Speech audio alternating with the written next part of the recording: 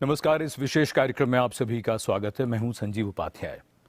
सलमान अख्तर का एक शेर है, वो ये कहते हैं कि कुछ तो मैं भी डरा डरा सा था और कुछ रास्ता नया सा था। कोरोना वायरस को लेकर दिन भर जो खबरें आती हैं वो हमें ये बताती हैं कि हमारी समझ इस वायरस के बारे में लगातार बढ़ रही है, बदल रही है और हम इसको और बेहतर तरीके से समझने की कोशिश कर रहे हैं। पहले ही दिन से कुछ लोगों को इस बात के बारे में चिंता है कि इसकी वैक्सीन कितने दिनों में आ जाएगी। उसके बारे में भी हम सब जानते हैं कि लगातार जो खबरें आती हैं वो हमें बताती हैं कि अभी इसमें थोड़ा समय है। लेकिन सबसे बड़ी बात यही है कि इसके बारे में जो प्रामाणिक और जो तथ्यपरक जानकारी है वो कहां से मिले। सरकार इस ओर लगातार कोशिश कर रही है और ऐसे कार्यक्रमों के माध्यम से आप तक ऐसी जानकारी पहुंचाई जा रही है। आज के इस विशेष कार्यक्रम में हम चर्चा को शुरू करेंगे, उससे पहले एक छोटी सी जानकारी और ये छोटी सी ऑडियो विजुअल आपके लिए। दिसंबर 2019। किसे मालूम था कि सन 2020 आने से पहले मानव जाति के सामने सबसे बड़े संकट की आहट आ चुकी होगी। शुरुआत में कोरोना को लेकर ज्यादा हलचल नहीं हुई क्योंकि ये एक नया वायरस था, लेकिन धीरे धीरे वुहान और वहां के हालात से सारी दुनिया वाकिफ हो गई। तब से अब तक लगभग 200 देशों में कोरोना का संक्रमण अपना असर दिखा चुका है। भारत उन चंद देशों में से एक है जहां वक्त पर कदम उठाने से इसका संक्रमण नियंत्रित हो सका और स्थिति काबू से बाहर नहीं हुई। देश में 25 मार्च से शुरू हुआ लॉकडाउन अब 31 मई तक जारी रहेगा। प्रधानमंत्री नरेंद्र मोदी के आह्वान पर लोगों ने लॉकडाउन का पालन किया। ज्यादातर लोग लॉकडाउन में घर में रहे, मास्क पहना, 2 गज की दूरी रखी और हाथों की स्वच्छता पर ध्यान दिया।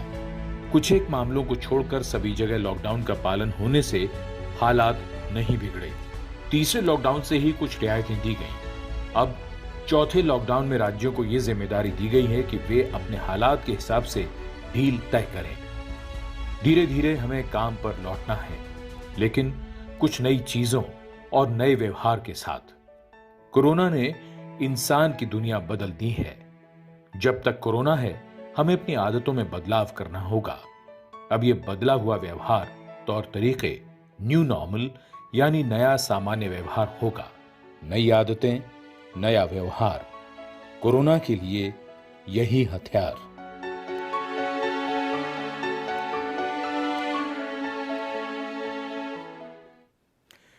इतनी जल्दी इतना सब कुछ और हम ही क्या, पूरी दुनिया बदल जाएगी, शायद ही किसी ने सोचा था।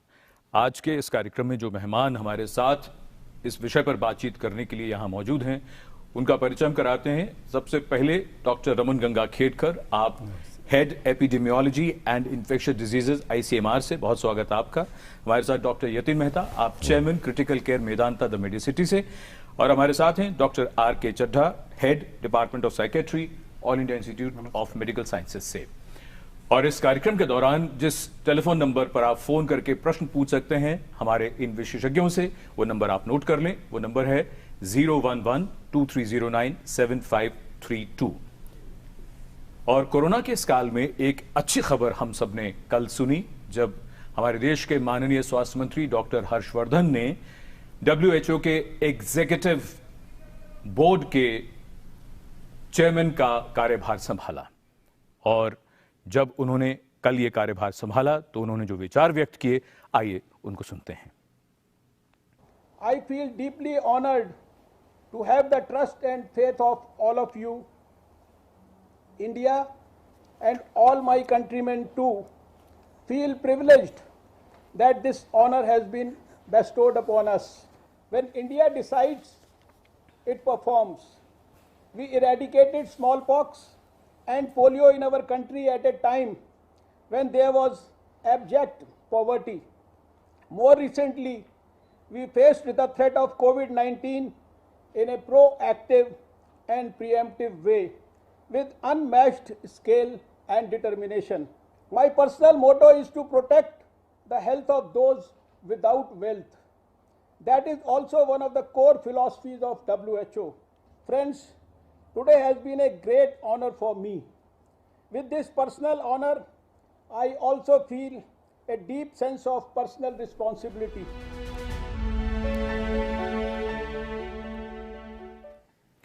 भारत के स्वास्थ्य मंत्री अब चेयरमैन हैं एग्जीक्यूटिव बोर्ड WHO के, तो उनको बधाई और शुभकामनाओं के साथ आज की चर्चा हम शुरुआत करते हैं। डॉक्टर रमन गंगाखेड़कर, सबसे पहले जो हाइड्रोक्सी क्लोरोक्वीन पर जो नई गाइडलाइन है वो क्या है, जरा विस्तार से हमें समझाइए। आप सभी को पता होगा कि शुरू में जब हाइड्रोक्सी क्लोरोक्वीन ये एक ही दवा के बारे में ज़्यादा चर्चा हो रही थी जी, उस वक्त नेशनल टास्क फोर्स ने ये सोचा कि इसको उसी टाइम पे एक पब्लिकेशन आया जी, जिसमें ये पता चला कि ट्रीटमेंट के लिए छोटा सैंपल साइज था, कम लोगों के ऊपर ये काम किया गया था, उनको छोटे सैंपल साइज में उसका ज़्यादा असर दिखाई नहीं दिया। लेकिन क्लोरोक्वीन, ये जो हाइड्रोक्सी क्लोरोक्वीन ये जो दवा है, ये दवा ये कोरोना के खिलाफ काम करती है। इसकी मालूमात थी लैब में अगर बाहर लेके करे तो जी। दूसरा उसमें ये पता था कि ये इम्यूनो मॉड्यूलेटरी है, यानी शरीर की प्रतिकार शक्ति के ऊपर भी कुछ ऐसे असर कर सकती है जिसके बारे में चर्चा हम कर सकते हैं। तो उस टाइम पे ये डिसीजन लिया गया कि हम इसको डॉक्टर्स और जो लैब कंफर्म्ड केस के कॉन्टैक्ट्स हैं, अच्छा, उनको हम ये दवा देके ये एक्सपेरिमेंट कर पाए कि क्या उनमें बीमारी लगने का चांस कम होगा क्या। अब जब ऐसी किस्म का टाइम होता है जहां आउटब्रेक बहुत यानी तेज़ी से फैल रहा है और सब तरफ निराशा होती है जी, तो उसमें सबसे अच्छे ढंग से प्रूव करने का जो तरीका होता है, जिसको हम रैंडमाइज कंट्रोल ट्रायल्स बोलते हैं, उसका इस्तेमाल करना उतना ही कठिन जाता है। क्योंकि जब लोगों को पता चलता है कि ये रिसर्चेबल प्रोडक्ट करके ये हाइड्रोक्सी क्लोरोक्वीन को देख रहे हैं, तो लोग खुद ही लेना शुरू कर देते हैं। और फिर आपको रैंडमाइज करना वो बहुत कठिन हो जाता है, क्योंकि लोग आपको बोले भी ना वो तो मार्केट में का प्रोडक्ट है, वो तो खाएंगे। तो RCT करना इतना ही चैलेंजिंग था, उसका सैंपल साइज आने को टाइम लगेगा। तो हम लोगों ने क्या किया, दो ढंग से ऑब्जर्वेशनल स्टडीज़ किए। एक एम्स में स्टडी हुई जिसके अंदर उन्होंने देखा कि ज़्यादातर लोग एम्स में जो काम कर रहे थे, ज़्यादातर लोग वो हाइड्रोक्सी क्लोरोक्वीन ले ही रहे थे। अब उनमें जब देखा गया तो उनमें ऐसे देखा कि इनमें स्टैटिस्टिकली सिग्निफिकेंट यानी अच्छे नंबर्स में, अच्छे मात्रा में जो लोग ले रहे थे उनको बीमारी लगने का चांस कम है, ऐसे दिख रहा है। हमने केस कंट्रोल स्टडी करके एक स्टडी की, उसमें हमको ये पता चला कि इसमें तो जो ले रहा है उसको बीमारी कम लग रही है, लेकिन उसका डोज इफेक्ट भी दिखा कि वो 3 हफ्ते के बाद में उसका परिणाम ज़्यादा अच्छा दिखाई दे रहा है। इसका मायना क्या हुआ, हाइड्रोक्सी क्लोरोक्वीन से कुछ फर्क पड़ता होगा। लेकिन हमको 2 चीज़ें याद रखना है।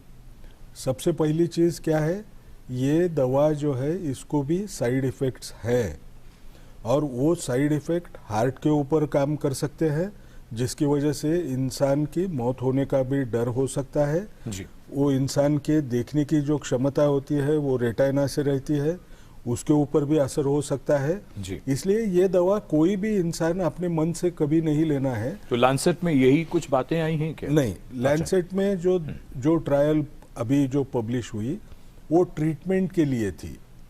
हम जो ट्रायल की बात कर रहे हैं वो फेल हो गई, ट्रीटमेंट की जो ट्रायल थी वो। अच्छा। लेकिन ये ट्रायल के अंदर जो हमको इसमें जो केस कंट्रोल स्टडी में दिखाई दिया जी। उसमें हमको प्रोटेक्शन दिख रहा है, लेकिन सबको एक उसको इंटरप्रेट करते वक्त ओवर इंटरप्रेट नहीं करना है, क्योंकि जो डॉक्टर्स या जो उसमें स्टडी पार्टिसिपेंट्स हैं वो तो जब आईसीयू में जाते हैं वो पीपीई पहन के भी होते हैं, पर्सनल प्रोटेक्टिव इक्विपमेंट पहन के होते हैं। तो ये क्या ये असर ज्यादातर उन्होंने जो बायो सेफ्टी रखी उसकी वजह से हुआ क्या, या इसकी ये वजह हम से? टीज नहीं कर सकते हैं। अच्छा। उसके लिए प्रोस्पेक्टिव स्टडी करना पड़ेगा, वो तो स्टडी चालू है।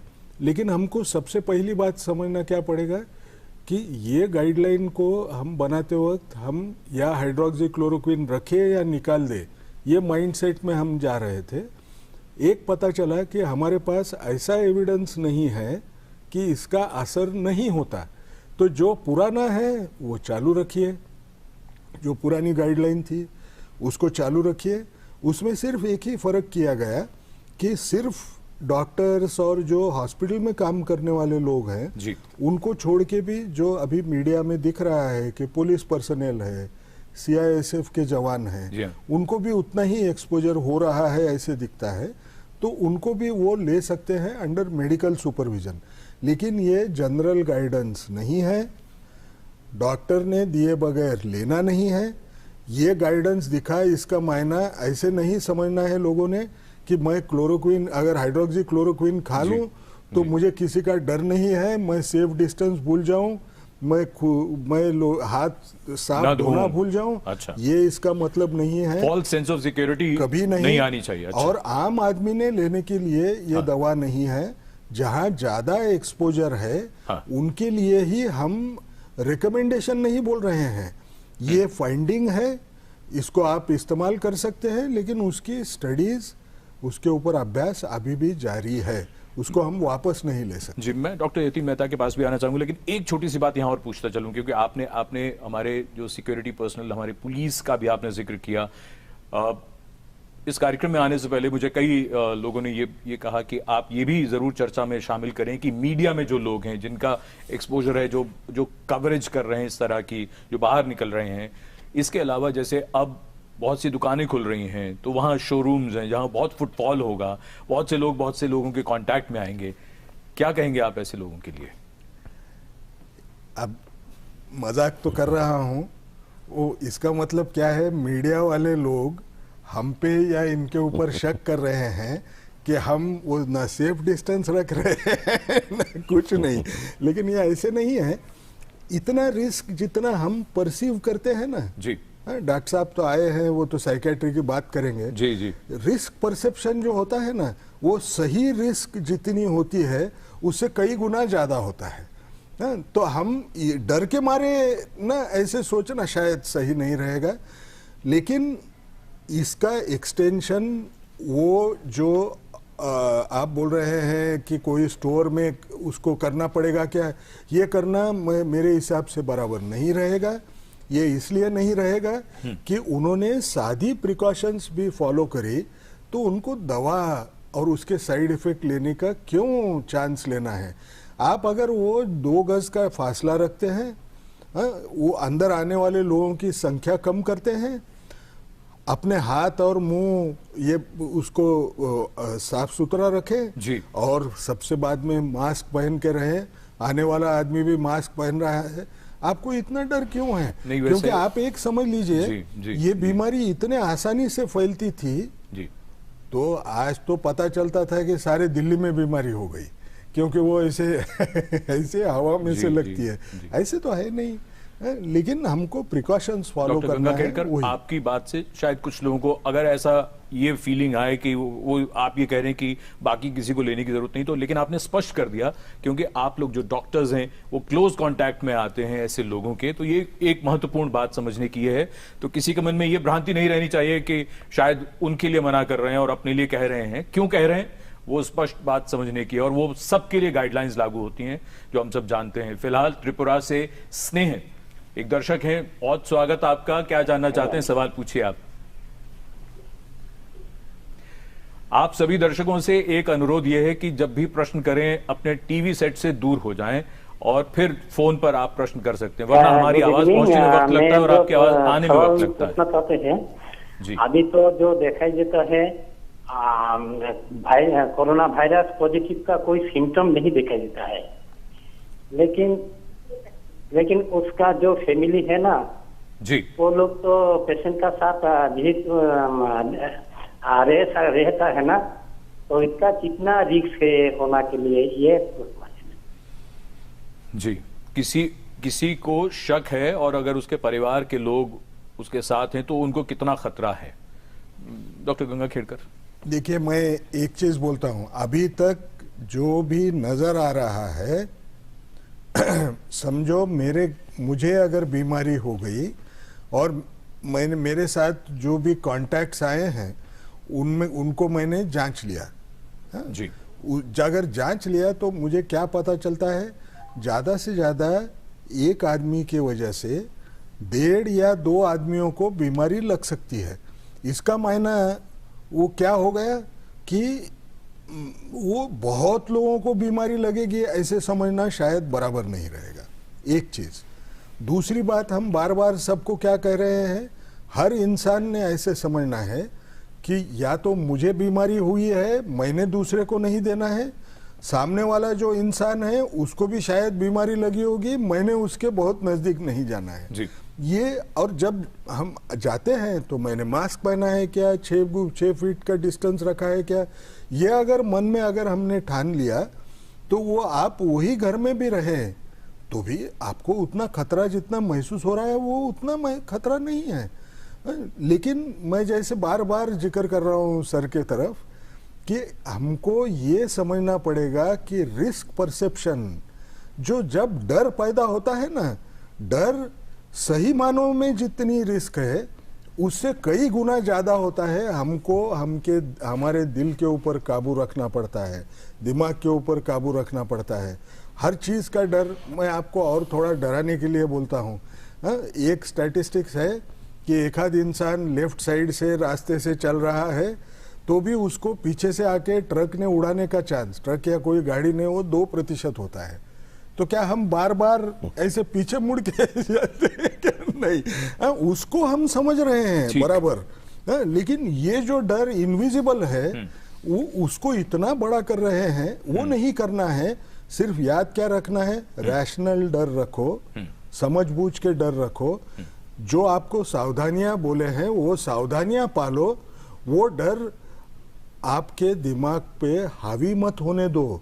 लेकिन जो करना है वो 2 गज की दूरी, वो हाथ साफ रखना, मुंह को हाथ नहीं लगाना, नाक को हाथ नहीं लगाना और मास्क पहनना, ये 3 चीजें करना। ज्यादातर जहाँ ज्यादा लोग जमा होते हैं उस जगह जाने का टालना है। ये कौन सी बड़ी डिफिकल्ट तो डर और सावधानी का फर्क हम सबको समझना है। सर शायद ज्यादा अच्छा बताया। नहीं, बिल्कुल बिल्कुल, वो एक पूरा राउंड इसी बात पर जरूर अभी करते हैं।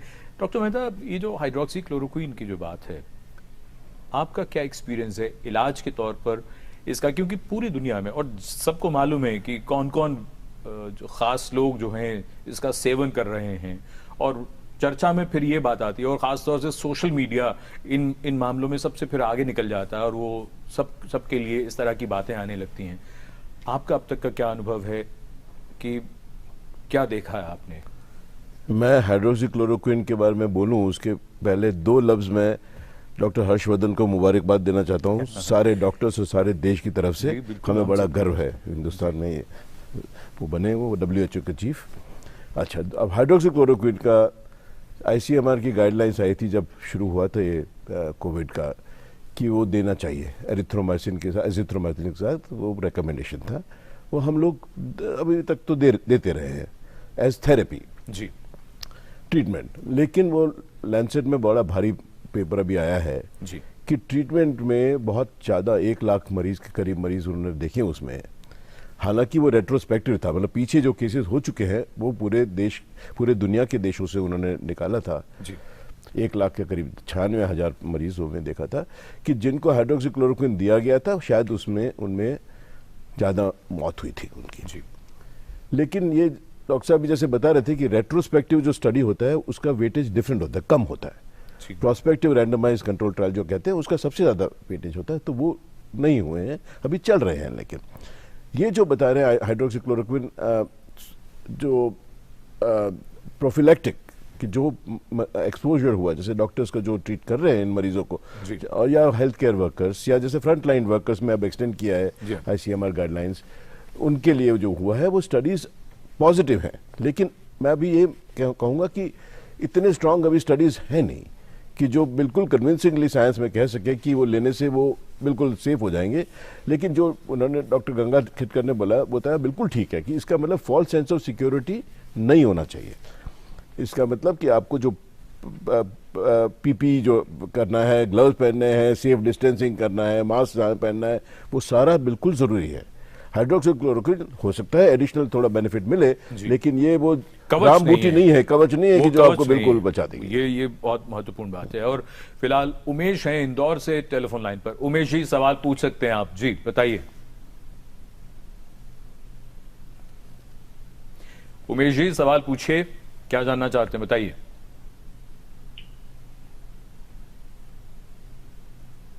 क्या आप लाइन पर हैं, हमें सुन रहे हैं? कई बार बड़ा समय लगता है आवाज पहुंचने में, इधर से उधर और उधर से इधर। काफी समय हो गया, फिलहाल लगता है कि उनसे हमारा संपर्क नहीं है। डॉक्टर चड्ढा जी, जो बात डॉक्टर गंगा खेड़कर ने भी रखी, डर, तो डर एक तो उनमें जिन्हें अभी कोई बीमारी नहीं है, जिन्हें संक्रमण नहीं है, लेकिन जिनको लगता है कि कोरोना काल में रह रहे हैं तो कभी ये बीमारी ना लग जाए। दूसरी तरफ आप कोरोना या कोविड-19 के जो पेशेंट्स हैं, आप उनको भी देख रहे हैं, क्योंकि उनके ऊपर किस तरह का मानसिक दबाव रहता है। क्या अनुभव आपने, क्या देखा है, वो किस तरह के डर से जूझ रहे हैं? देखिए, कोई भी सीरियस बीमारी होती है, सीरियस बीमारी का मतलब है कि कोई बीमारी जिसमें डेथ्स होने का रिस्क होता है, तो ऐसे में रोगी में डर होना एक लॉजिकल बात है। पर यहाँ पर हमने ये देखना है साथ में, क्योंकि रोगी जो है कोई भी है वो एक नेगेटिव इवेंट को ज़्यादा देखता है कि और एक और खास बात है कि इसमें ज़्यादातर केसेस जो हैं 70-80% केसेस एसिम्प्टोमेटिक होते हैं, तो उनके बारे में किसी को पता नहीं चलता है। पता सिर्फ उसके बारे में चलता है जो सीरियस हुआ, जो अस्पताल में एडमिट हुआ। तो उस कारण से जो है ना, एक बार पॉजिटिव कोरोना पॉजिटिव हुआ तो उसके अंदर डर एकदम से बहुत ज़्यादा पैदा होता है। तो पर यहाँ पर हमने ये देखना है कि ये जो सीरियसनेस है और जो फैटेलिटी है उसका रिस्क बहुत कम है, उसका रिस्क 1% 2% उस रेंज में है। तो उस डर का जो है एक एजुकेट करना, रोगी को एजुकेट करना कि ये इसमें ज़्यादातर केसेस के अंदर रिकवरी हो जाती है, ठीक हो जाते हैं। तो डर को कम करने के लिए वो तरीका जो है कि वो यूज़ किया जाता है, वो बताया जाता है कि काउंसलिंग करना, समझाना। तो ये चीज़ें जो हैं कि ये हेल्पफुल रहती हैं। और दूसरा है कि हर समय जो है कि अगर आप इसके बारे में सोचते रहेंगे तो वो डर को बढ़ाएगा। तो उसमें जो है कि जिस समय तो अपने समय का एक रेगुलर रूटीन रखना, समय पे खाना लेना, सोशलाइज करना, बाकी जो है कि क्योंकि इसमें रोगी को आइसोलेशन में रखा जा रहा है, तो आइसोलेशन में एक तरह से आप एक सोशली और आप एक रेस्ट्रिक्ट हो जाते हैं, आपकी सोशल एक्टिविटीज खत्म हो जाती हैं। तो सोशल एक्टिविटीज को रिटेन करने के लिए, कंटिन्यू करने के लिए है कि उसके पास जो है कनेक्टिविटी रहे, जैसे आजकल तो मोबाइल फोन से इजिली कनेक्ट किया जा सकता है। अब विजिट्स भी डॉक्टर्स के और नर्सेज के विजिट्स भी ऐसे केसेस के अंदर कम होते हैं क्योंकि आइसोलेट किया हुआ है। तो उसमें है कि व्हाट्सएप है, फोन है, तो उसके थ्रू वीडियो कॉलिंग जो है कि उस तरह से कांटेक्ट किया जा सकता है। और साथ में है कि आप अपने को एंगेज रखें कि कुछ रीडिंग कर सकते हैं या कुछ और इस तरह से, डिपेंडिंग कि आपकी कंडीशन किस तरह की है। अगर एक आदमी बहुत ही सीरियस हो गया है उस सिचुएशन में तो डिफरेंट की योर ऑन से ऑक्सीजन या और सपोर्ट पर है, पर ऐसे केसेस बहुत कम होते हैं कि जो इस टाइप के सपोर्ट पे हो। ज्यादातर केसेस के अंदर आपको एक ऑब्जर्वेशन में रखा हुआ है कि आपको प्रॉब्लम से ऑक्सीजन सेचुरेशन आपका ठीक रहे, आपकी सीरियसनेस नहीं हो।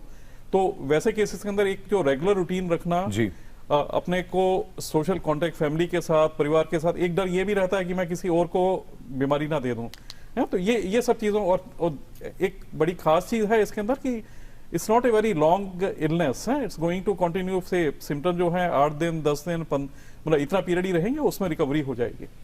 तो ये जब वो शुरू में जाते हैं उनको मालूम है करीब कितने दिन वहां रहना पड़ता है उनको? 14 दिन 20 दिन, कितने दिन? 10 से 12 दिन का जनरली टाइम है। जनरली एक बार आपको 3 दिन 4 दिन फीवर नहीं है तो उस केस में आप नए रिकमेंडेशंस में तो उनमें डिस्चार्ज किया जा रहा है कि एक उसके अंदर। किस तरह के पेशेंट्स में आपने पाया कि जिनको ज्यादा स्ट्रेस, ज्यादा तनाव होता है? ज्यादा स्ट्रेस तनाव तो देखिए किसी में भी हो सकता है, ये तो एक इंडिविजुअल पर्सनैलिटी की भी बात है कि कई लोग हैं कि जनरली वो एंग्शियस टाइप की पर्सनैलिटी होती है, तो ऐसे केसेस के अंदर वो लोग ज़्यादा तनाव महसूस करते हैं। तो मेनली उसमें है कि आपको एक स्ट्रेस मैनेजमेंट भी साथ में बताना है।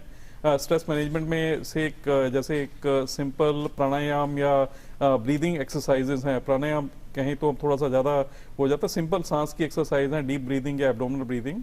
आप 3-4 मिनट तक वो करें, दिन में 3-4 बार के करें, तो वो काफी स्ट्रेस को वो सभी को फायदा होगा, उसका सभी को फायदा होगा। जो हमारे दर्शक हैं देख रहे हैं, जिनको जरा सा भी तनाव लगे कि परेशान हो रहे हैं, अगर वो डीप ब्रीदिंग करें, गहरी गहरी सांस लें तो उसे फायदा होगा। हाँ जी, हाँ जी, हाँ जी। फिलहाल एक दर्शक हैं उत्तर प्रदेश से, सुमित सिंह हैं टेलीफोन लाइन पर। सुमित जी, आपका बहुत स्वागत। क्या जानना चाहते हैं, बताइए।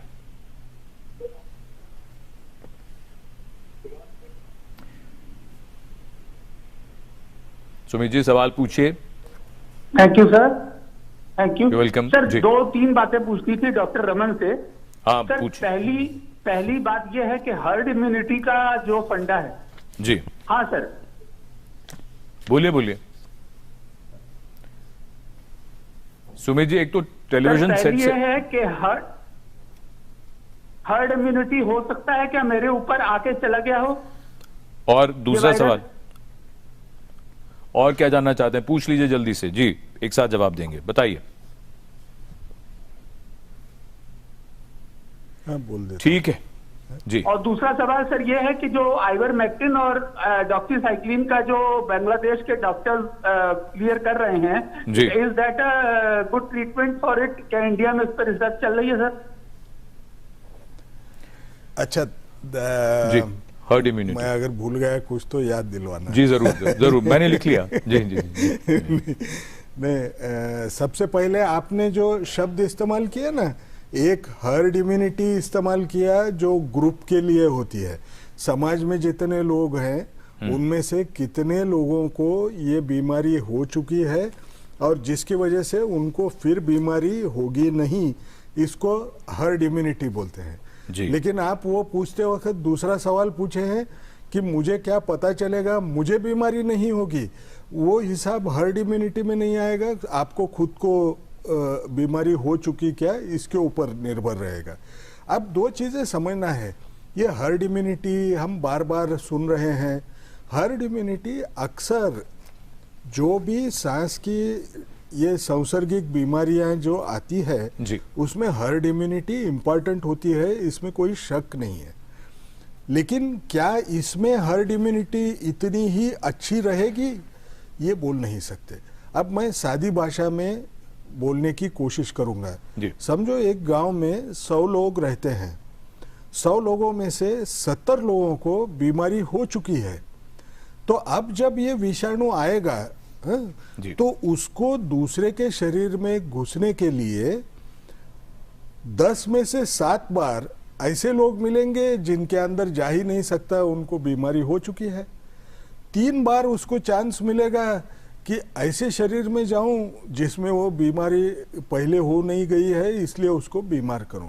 इसको हर्ड इम्यूनिटी हम बोलते हैं। जितना ज्यादा लोगों को हो गई तो अब तो ये बीमारी फैलेगी नहीं, ठीक है। लेकिन सच्चाई क्या है कि ऐसी बीमारी, आप सोच लीजिए कि ये बीमारी के बारे में हमको बराबर मालूमात नहीं है, ये सिर्फ 4 महीने की पुरानी बीमारी है।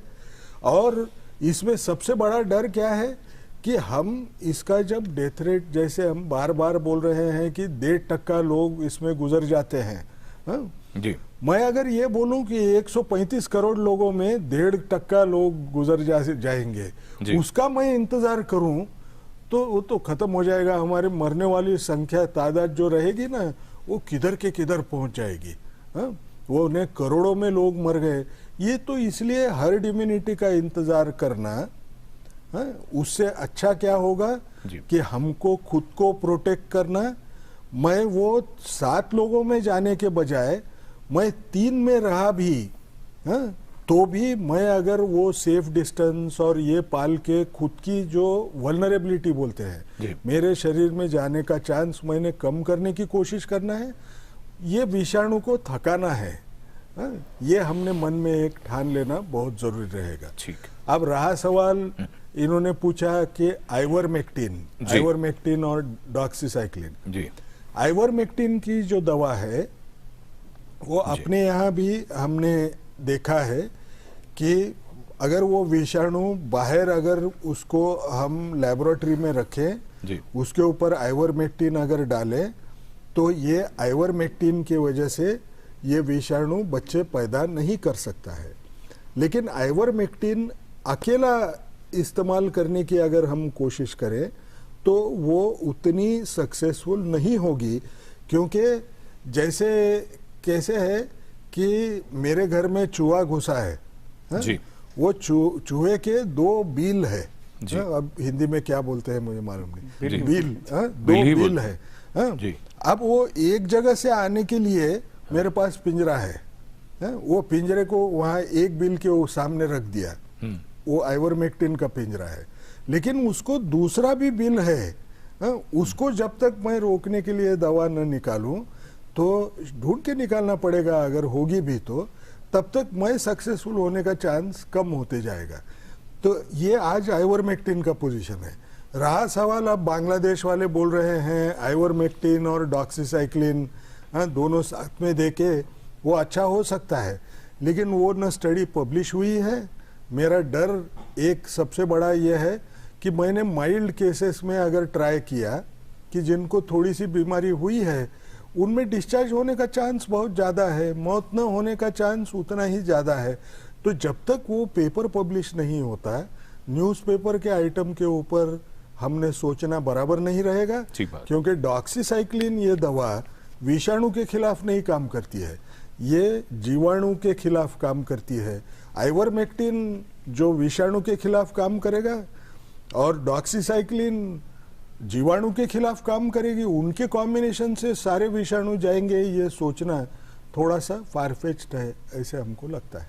बिल्कुल ठीक। और जैसा कि हम सब जानते हैं, इस दौरान लगातार बात होती है अपनी इम्यूनिटी को, रोग प्रतिरोधक क्षमता को बढ़ाने की। उसके लिए आयुष मंत्रालय की कुछ गाइडलाइंस हैं, दिशा निर्देश हैं। उन पर बात करने के लिए डॉक्टर नवल कुमार वर्मा जो सलाहकार हैं आयुष में, उनसे हम पूछते हैं और वो हमसे जुड़ रहे हैं इस वक्त। डॉक्टर नवल कुमार वर्मा, बहुत स्वागत आपका। नमस्कार। नमस्कार डॉक्टर नवल, हम आपसे ये समझना चाहेंगे आयुष मंत्रालय के क्या दिशा निर्देश हैं। जैसा कि हमने पिछले दिनों सुना था कि गर्म पानी पीजिए, काढ़ा लीजिए, च्यवनप्राश खाइए, आप क्या बताना चाहेंगे, क्या क्या ये गाइडलाइंस हैं और इनसे क्या असर पड़ेगा, क्या फर्क आएगा? आयुष मंत्रालय 2-3 चीजों पे काम कर रहा है, रोग प्रतिरोधक क्षमता बढ़ाने पे जी, और आपकी रक्षा करने।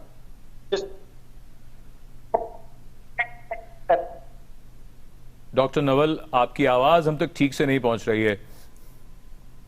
हेलो, अब आ रही है आपको आवाज? जी बिल्कुल, अभी ठीक है जी, बोलिए आप जी। 2 एस्पेक्ट, एक तो रोग की प्रतिरोधक क्षमता बढ़ाने के लिए और एक स्वास्थ्य रक्षक आप गुण बढ़ाने, जैसे आपने सुना होगा 4 आयुर्वेदिक दवाइयों का। डॉक्टर नवल, फिर से ऑडियो में प्रॉब्लम, आपकी आवाज टूट टूट कर, रुक रुक कर आ रही है। हेलो, अब क्लियर है? अभी ठीक है जी, बोले आप जी, बताइए। तो एक तो रोग प्रतिरोधक क्षमता बढ़ाने पर, और दूसरा आप क्या कह रहे हैं, बताइए प्लीज। स्वास्थ्य रक्षण करने पे, आपके स्वास्थ्य की रक्षा करने पे। ठीक है, ठीक है जी। जैसे आपको बताया गया गर्म पानी पीना है, रेगुलर योगा करना है, अपने खाने में जैसे धनिया और हल्दी और बेसिक चीजें बताई गई, जिंजर वगैरह ऐड करना है जी। फिर आप आयुर्वेद के बेसिक चीज बताई गई, आपको किस प्रकार से आयुर्वेद का काढ़ा पीना है। इवन हमारे प्रधानमंत्री जी ने भी आयुर्वेद के काढ़ा पीने के लिए बड़ी बेसिक चीजें इसलिए बताई गई कि वो हमारे ही अवेलेबल है वो चीजें, और हम प्रोटेक्ट कर सकते हैं।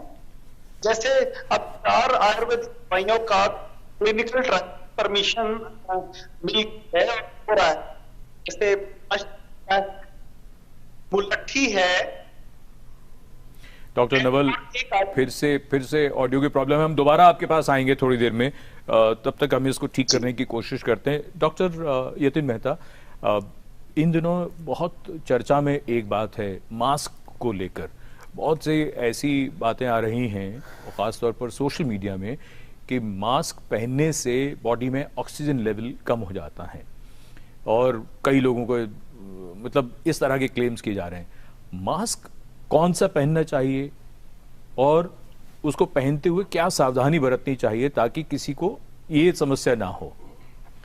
देखिए, मास्क डिफरेंट किस्म के होते हैं।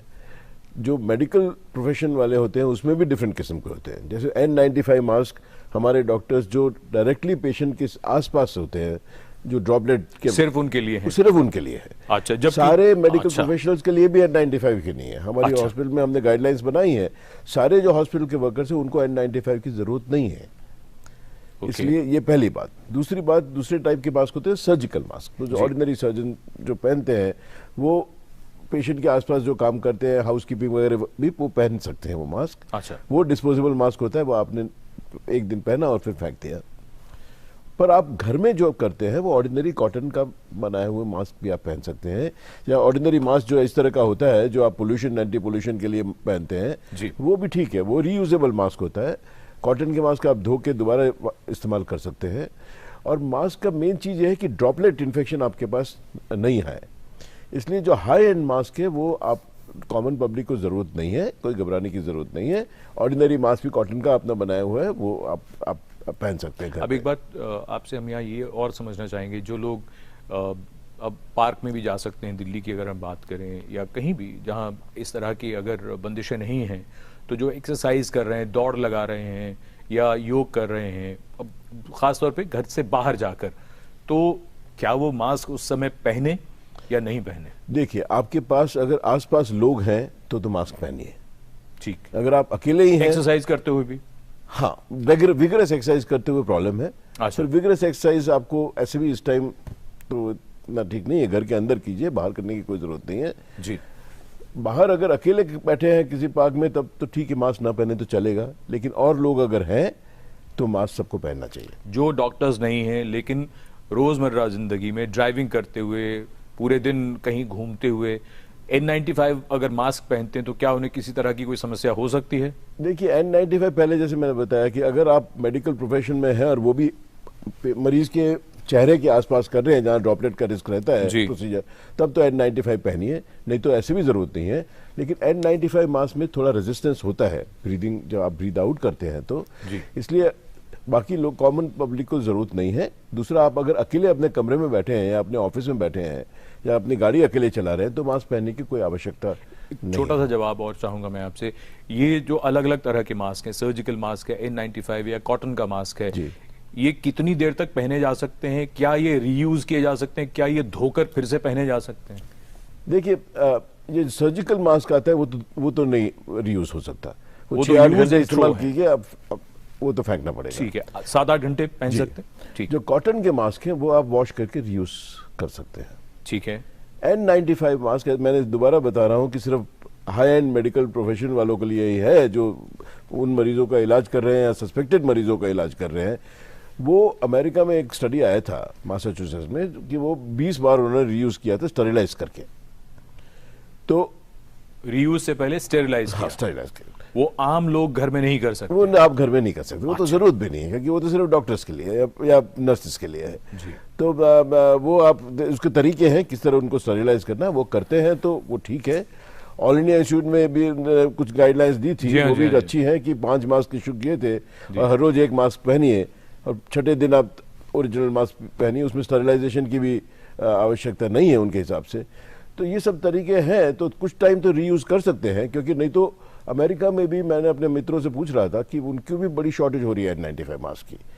इसलिए अगर नंबर्स बड़े हैं तो हमें वो सोच समझ के यूज करना। किसी आम आदमी को तो जरूरत नहीं है, मतलब हम लोगों को किसी को जरूरत नहीं है N95 पे। 1.3 बिलियन इंडियंस ने अगर N95 मास्क लगा दिया तो उतने तो साउथ एशिया में नहीं है मास्क। बिल्कुल ठीक। फिलहाल रवि हैं दिल्ली से टेलीफोन लाइन पर। रवि जी, सवाल पूछे, क्या जानना चाहते हैं बताइए।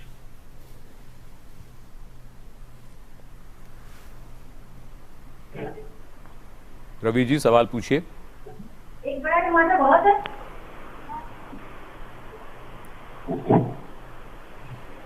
रवि जी, अगर आप हमें सुन रहे हैं तो सवाल पूछ लीजिए जल्दी। लगता है उनकी कुछ आवाजें तो आ रही हैं लेकिन शायद रवि जी की नहीं आ रही है। चलिए डॉक्टर चड्ढा, मैं आपसे यहाँ अब ये जानना चाहूंगा, जो डर को लेकर बात थी, एक समस्या इन दिनों में जो डॉक्टर गंगा खेड़कर ने शुरू में एक बात कही थी कि लोगों को बीमारी नहीं है लेकिन डर बहुत है। तो वो लोग जिनको थोड़ा सा डर ज्यादा लगता है या जिनको हमेशा लगता है कि कहीं मैंने ये टेबल को छू दिया, कहीं किसी से मिल लिया, कहीं ऐसा तो नहीं हो गया, तो उनके लिए आप क्या कहना चाहेंगे ऐसे लोगों के लिए? क्योंकि खतरा और डर ये दोनों अलग अलग चीजें हैं। उसमें देखिए ऐसा है कि जैसे मैं एक बात कर रहा था कि कुछ लोगों में एक नर्वसनेस या एंजाइटी प्रोननेस या स्ट्रेस को फेस करने की एक क्षमता जो है थोड़ा आम लोगों से थोड़ा कम है जो और उनसे कम है। हाँ, जैसे हम कहते हैं कि कुछ लोग सेंसिटिव नेचर के हैं, कुछ लोग बहुत स्ट्रांग विल्ड हैं, कोई भी स्ट्रेस हो उसको फेस कर लेते हैं, तो वो वेरिएशन वो एक नॉर्मल पार्ट है कि कुछ लोग मतलब इमोशनली ज्यादा स्ट्रांग होते हैं। तो उसको जो फेस करने के लिए तरीका बेसिकली है कि आपको अपनी जो एक अपनी स्ट्रेंथ है, इनर स्ट्रेंथ है, उसको स्ट्रांग करना है और एंजाइटी को किया जा सकता है उसे। हाँ, डेफिनेटली उसको कैसे बताइए? जैसे मैंने एक जनरली हम कैसे हैं कि एंजाइटी मैनेजमेंट टेक्निक्स जो हैं, जैसे एक मैं अभी एक हम अक्सर कहते हैं एक exercise is the best anti depressant and exercise is the best anti anxiety. जो माइल्ड एंजाइटी है, माइल्ड डिप्रेशन है, उसको रेगुलर एक्सरसाइज जो है, फिजिकल एक्सरसाइज है, जो उसको कंट्रोल करती है। तो एक रेगुलर रूटीन एक्सरसाइज का जो है वो हमेशा एंजाइटी को तो पिछले 2 महीने तो लोग एक्सरसाइज कर ही नहीं पा रहे थे। एक तो डर भी था और ऊपर से बाहर भी नहीं जा पा रहे थे। नहीं, घर के अंदर आप स्ट्रेचिंग एक्सरसाइज कर सकते हैं, अच्छा। योगा कर सकते हैं, प्राणायाम कर सकते हैं, डीप ब्रीदिंग है जैसे मैंने बोला, तो ये चीजें तो आराम से की जा सकती हैं। जी। दूसरा है कि एक अपना रेगुलर रूटीन रखना है, रेगुलर की अपना सोने का जागने का जो है कि रेगुलर आप जो भी आपके 7-8 घंटे सोने का टाइम है, रात को 10 बजे 11 बजे 12 बजे जो भी है, तो उस रूटीन को आप डिस्टर्ब नहीं कीजिए। तीसरा है कि खाने का अपना ध्यान रखें कि ये नहीं है कि आपने लंबे टाइम तक कुछ खाया नहीं, एक रूटीन जो है कि 3 या 4 मील्स का जो रेगुलर रूटीन है उसको आप मेंटेन रखिए। डर से भूख भी तो कम हो जाती है डॉक्टर साहब। डर से भूख कम होती है पर वो पर वो रूटीन रखना बहुत जरूरी है कि उस रूटीन को आप डिस्टर्ब करेंगे तो है। और एक दूसरा है कि मादक पदार्थों से बचना है स्मोकिंग, तंबाकू, ड्रिंक्स, अल्कोहल, इन सब से जो है कि अपने को दूर रखें, क्योंकि ये सब जो है कि एंजाइटी को, डिप्रेशन को, इन सब और स्ट्रेस को बढ़ाते हैं। ये स्ट्रेस को टेम्परेली आपको लगेगा कि 10 मिनट 15 मिनट के लिए स्ट्रेस कम होगी, पर ओवरऑल ये स्ट्रेस को सब बढ़ाते हैं। एक छोटी सी बात आपसे और पूछ लूं, बहुत से लोगों को ऑब्सेसिव कंपल्सिव डिसऑर्डर होता है, ओसीडी के शिकार होते हैं, वो वैसे ही बेचारे हाथ धो रहे हैं, बार बार हाथ धो रहे हैं, उनको लग रहा है कि हमने यहाँ छू दिया वहां छू दिया। अब ऐसे में तो सभी को लग रहा है कि ओसीडी हो गया है। ऐसे लोगों को आप क्या कहना चाहेंगे, हम जैसे लोगों को? पहली चीज तो ओसीडी जो है ऐसी कॉमन बीमारी नहीं है। 1.5% 2% लगभग इसका प्रेवलेंस है, इसका है, ऐसी कॉमन बीमारी नहीं है। और यहाँ हम जो है ना एक उसके अंदर है कि आदमी हाथ धोता है, बार बार उसको लगता है कि मेरा हाथ साफ नहीं है तो बार बार धोता है। तो यहाँ एक आपका हाथ धोने का एक पर्पस है कि आपको दिन में 4 या 5 बार या 6 बार जब भी आप घर से बाहर आते हैं या खाना खाने से पहले, खाना खाने के बाद आपने हाथ धोने हैं, और 1 मिनट जो ही उसमें 20-25 सेकेंड जो एक प्रोटोकॉल दिया गया है तो वो हाथ धोना है उसके अंदर। तो वो एक आपका पर्पस है। ओसीडी में है कि दैट इज ए पर्पसलेस, कि अब आपको मालूम है कि हाथ धोना, मेरे हाथ साफ हो चुके हैं, फिर आपके मन में ध्यान आता है कि मेरा हाथ साफ नहीं, पूरी तरह से साफ नहीं है, फिर आप धोते हैं, तो उसको उसी एक्टिविटी को आप रिपीट करते हैं। इसमें आदमी जो हाथ धोने का है कि एक बार आपने हाथ धोए उसके बाद ठीक है, उसके बाद आप 3 घंटे 4 घंटे के गैप के बाद किसी वजह से आप हाथ धोएंगे, तो वो थोड़ा सा दोनों में फर्क है। और एक मैं एक खास चीज यहाँ बताना चाहूंगा कि वो सारी मानसिक बीमारियों के लिए एप्लीकेबल है, इवन कार्डियक प्रॉब्लम, हाइपरटेंशन, या अगर किसी भी तरह की स्ट्रेस होती है तो स्ट्रेस किसी भी बीमारी को बढ़ा सकती है। स्ट्रेस एंजाइटी को बढ़ाएगी, ब्लड प्रेशर को भी बढ़ा सकती है, एस्मा का अटैक भी प्रेसिपिटेट कर सकती है। तो सेम वे स्ट्रेस जो है कि मेंटल इलनेसेस को भी बढ़ाने का उसमें रिस्क रहता है। तो डॉक्टर साहब, रोज तो इतनी चीजें, नई नई चीजें, कहीं किसी अखबार के हवाले से, कहीं किसी वेबसाइट के हवाले से ये चीजें आती हैं कि वायरस इतने घंटे जिंदा रहता है, फिर ये आता है कि नहीं ये तो और ज्यादा देर तक जिंदा रहता है। तो रोज जब नई नई बातें आती हैं, लोगों का डरना तो स्वाभाविक है। लोगों को लगता है कि ठीक है ना डरो, अलग बात है, लेकिन फिर भी डर तो लगता है लोगों को। नहीं, एक है इसमें रैशनल फियर और इरेशनल फियर। हाँ, अब अगर आपको फियर ही, डरेंगे नहीं तो आप प्रिकॉशन ही नहीं लेंगे, ठीक है ना। अब आपने सोशल डिस्टेंसिंग है, तो ये रैशनल फियर हो गया। हाँ जी, हाँ जी, ठीक ठीक। चलिए, और फिलहाल एक दर्शक हैं छत्तीसगढ़ से। अच्छा, हमें बताया जा रहा है फिलहाल वो टेलीफोन लाइन पर नहीं है। अच्छा, अब हमें बताया गया है कि वो आ गए हैं टेलीफोन लाइन पर। तो ये आजकल कभी कभी तकनीकी ऐसी भी चीजें होती हैं, कभी वो फोन पर होते हैं। तो छत्तीसगढ़ से पूर्णेंद्र शायद इनका नाम है। पूर्णेंद्र जी, सवाल पूछें। हेलो जी जी, सवाल पूछिए, आपकी आवाज आ रही है हम तक।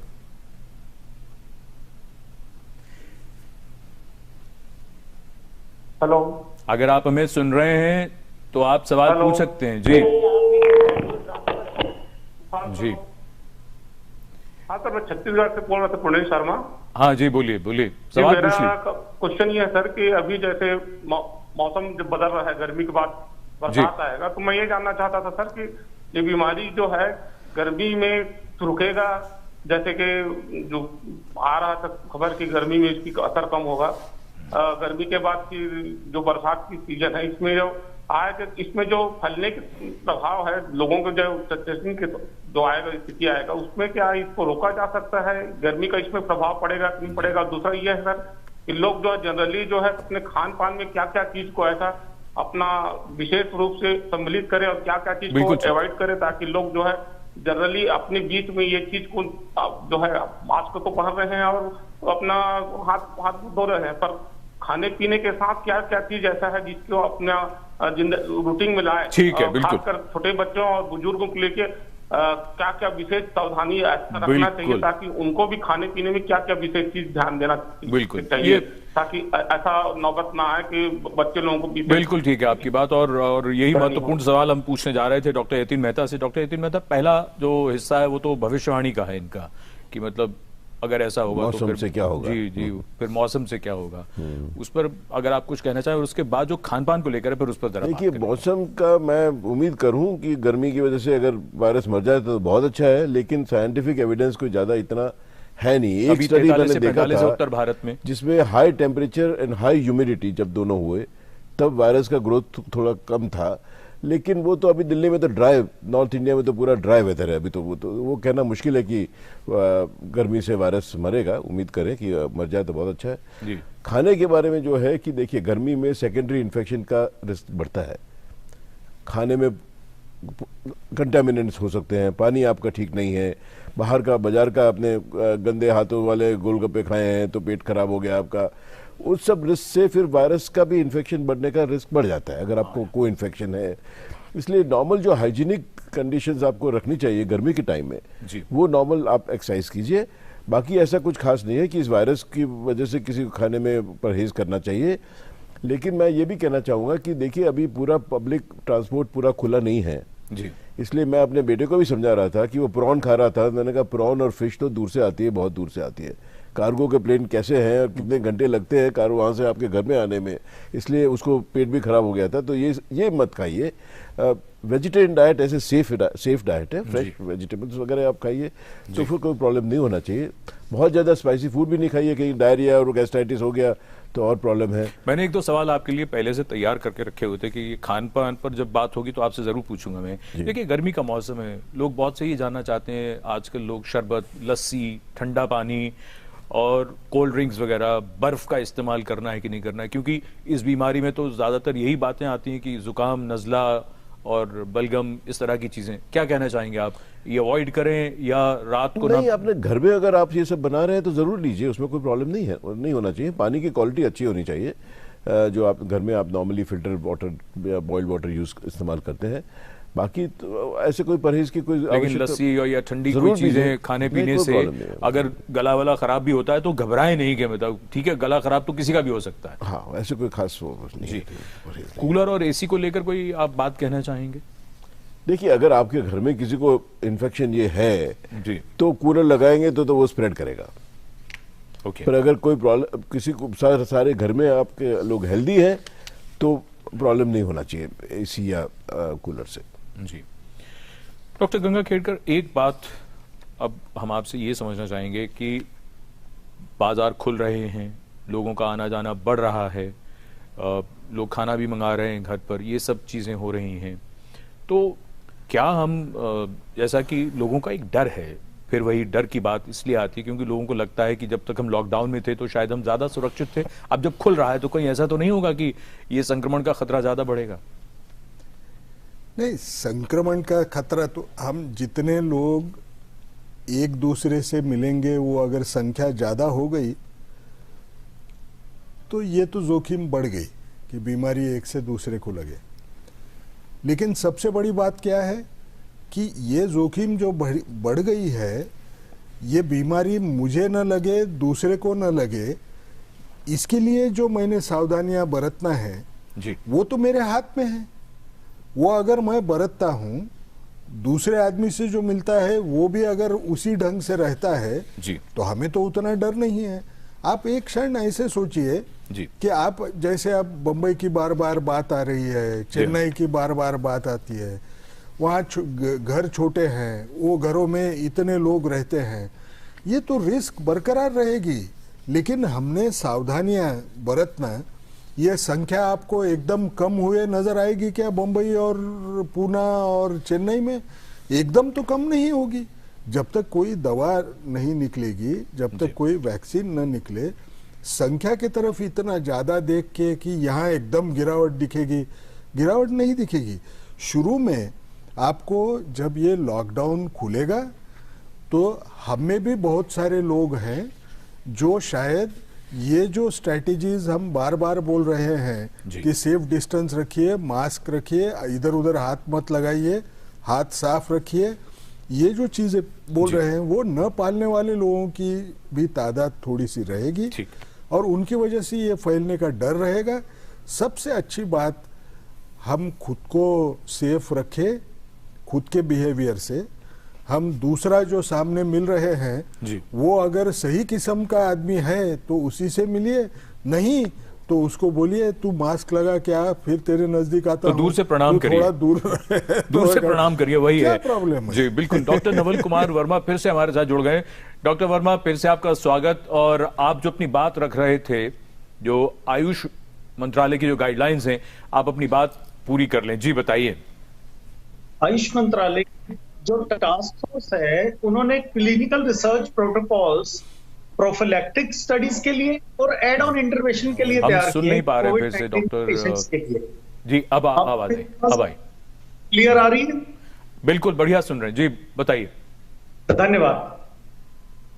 प्रोफिलैक्टिक वो होता है कि जब हम किसी को दें उसको इन्फेक्शन ना हो जी, या उसकी रोग से लड़ने की क्षमता बढ़ जाए, तो ऐसे 4 दवाइयां जैसे अश्वगंधा,